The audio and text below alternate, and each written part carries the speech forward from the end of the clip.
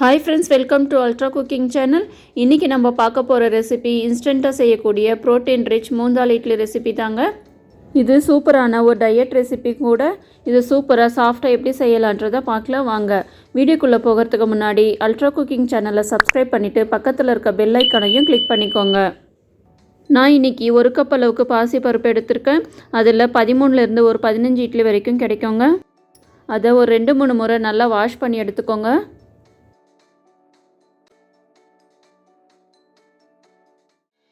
அதில் இப்போ நல்ல தண்ணி ஊற்றி ஒரு 2 மணி நேரம் ஊற வச்சுருங்க.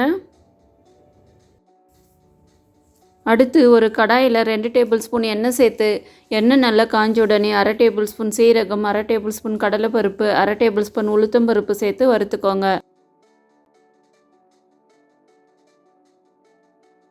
அடுத்ததாக ஒரு 1/2 டேபிள் ஸ்பூன் இஞ்சியை இது போல் துருவி சேர்த்து நல்லா பச்சை வாசனை போகிற வரைக்கும் வறுத்துக்கோங்க.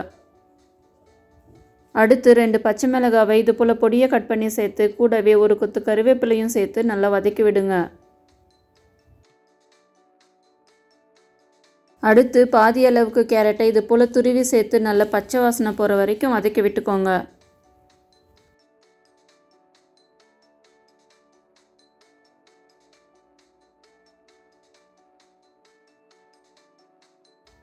அடுத்ததாக ஒரு கப் அளவுக்கு ரவை சேர்க்குறேன்.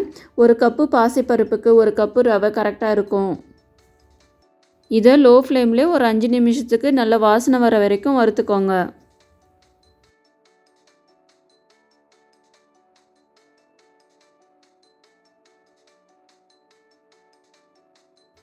ஸ்டவ் ஆஃப் பண்ணிவிட்டு கடைசியாக ஃப்ரெஷ்ஷான கொத்தமல்லி சேர்த்து கலக்கி விட்டுக்கோங்க.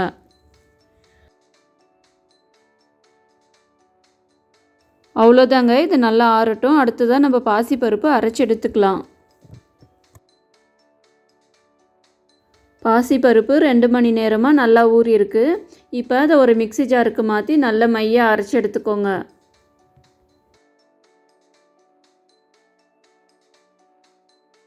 பாருங்கள், மாவு இந்த அளவுக்கு நல்ல மையாக கெட்டியாக அரைச்சி எடுத்துக்கோங்க. தேவைப்பட்டால் மட்டும் தண்ணி சேர்த்து அரைங்க. அடுத்ததாக நம்ம வறுத்து வச்சுருக்க ரவையை ஒரு பவுலுக்கு மாற்றிக்கிட்டு அது கூடவே நம்ம அரைச்ச மாவையும் சேர்த்துக்கோங்க.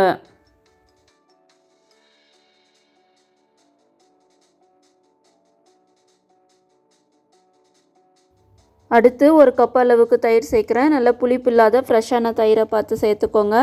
அது கூடவே 1/2 டேபிள் ஸ்பூன் சால்ட்டு சேர்த்து நல்லா கலக்கி விடுங்க. கட்டிகள் இல்லாத அளவுக்கு நல்லா கலக்கி விட்டு 10 நிமிஷம் மூடி போட்டு அப்படியே ரெஸ்ட்டில் விட்டுருங்க.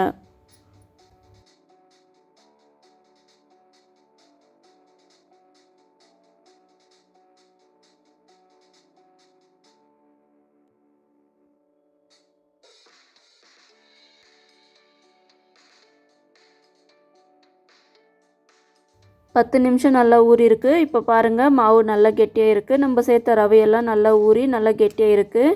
இப்போ 1/4 டேபிள் ஸ்பூன் அளவுக்கு பேக்கிங் சோடா சேர்த்து கூடவே தேவையான அளவுக்கு தண்ணி சேர்த்து நல்லா கலக்கி விட்டுக்கோங்க. பேக்கிங் சோடா முன்னாடியே சேர்த்து கலக்கி வைக்காதீங்க. லாஸ்ட்டாக இட்லி வேக வைக்கிற டைமில் தான் சேர்த்து கலக்கணும்.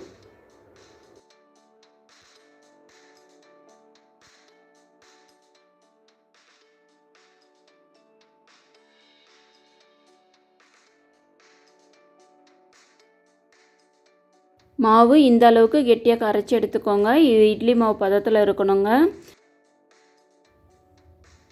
அடுத்து எப்பவும் போலவே இட்லி தட்டில் எண்ணெய் தடவி விட்டு இது போல் மாவு சேர்த்துக்கோங்க. தண்ணி நல்லா கொதிச்சதுக்கப்புறமா இட்லி தட்டை வைங்க. அப்போ தான் இட்லி சாஃப்டாக இருக்கும். தண்ணி கொதிக்கிறதுக்கு முன்னாடியே வச்சுட்டா இட்லி ரொம்ப ஹார்டாக இருக்குங்க. இப்போ ஒரு 10 நிமிஷத்துக்கு நல்லா ஸ்டீம் குக் ஆகட்டுங்க. 10 நிமிஷத்துக்கு அப்புறமா பாருங்கள், இட்லி எந்த அளவுக்கு மெத்துன்னு பூ போல் வெந்திருக்கு. அதை உடனே எடுத்துருங்க, அதிலே விடாதீங்க. இப்போ ஒரு 2 நிமிஷத்துக்கு அப்புறமா இட்லி தட்டிலேருந்து அதை எடுங்க. இட்லி ரொம்பவே சாஃப்டாக இருக்கிறதுனால உடனே எடுத்திங்கன்னா உடஞ்சி வந்துடும். பாருங்கள், எந்த அளவுக்கு இட்லி மெத்துன்னு பூ போல் வந்திருக்கு. நீங்களும் இதே மெத்தடில் செஞ்சு பாருங்கள், உங்களுக்கும் சூப்பராக வரும். சாப்பிடவும் அவ்வளோ சூப்பராக இருக்குங்க. டயட்டில் இருக்கீங்கன்னா இதை கண்டிப்பாக ட்ரை பண்ணி பாருங்கள். இந்த வீடியோ உங்களுக்கு பிடிச்சிருந்தால் லைக் பண்ணுங்கள், ஷேர் பண்ணுங்கள், கமெண்ட் பண்ணுங்கள். கூடவே அல்ட்ரா குக்கிங் சேனலை சப்ஸ்கிரைப் பண்ணிவிட்டு பக்கத்தில் இருக்க பெல் ஐக்கனையும் கிளிக் பண்ணிக்கோங்க.